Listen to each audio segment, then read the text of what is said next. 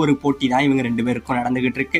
இப்ப இந்த பக்கம் நம்ம கோகான் என்ன பண்றான், பிளான போட்டுட்டு அந்த ஓடம் செய்யறதுக்காக காட்டுக்குள்ள வந்தவன் ஒரு மிகப்பெரிய மரத்தை ஒரு கையாலே குத்தி உடைக்கிறாங்க. கையாலே குத்தி உடைச்சு அதை தூக்கிக்கிட்டு அவன் ஒரு கத்தி வச்சிருப்பான். அந்த கத்தியை வச்சு அந்த மரத்தை 2ஆ பொளந்து கப்பல் செய்யறதுக்கான முயற்சியில ஈடுபட்டுக்கிட்டு இருக்க இந்த புலி இருக்கு பாத்தீங்களா, அதுவுமே நம்ம கோகானுக்கு கப்பல் செய்யறதுக்கு எல்லாமே ஹெல்ப் பண்ணிக்கிட்டு இருக்குங்க. இப்படியே இது பண்ணிட்டு இருக்கா. பரவாயில்ல, இன்னைக்கு ரொம்பவே வேலை பார்த்துட்டு இப்ப கொஞ்சம் சாப்பிடணும்னு சொல்லி நம்ம கோகான் ஒரு பக்கம் சாப்பிட்டுக்கிட்டு இருக்காங்க. இது எல்லாத்தையும் இந்த புலி இன்னும் பார்த்துக்கிட்டே தான் இருக்கு. இப்ப இந்த பக்கம் ஒரு வழியா கோகான் ரொம்ப முயற்சிக்கு அப்புறம் ஒரு ஓடத்தை செஞ்சு முடிச்சிடவும் செய்யறாங்க.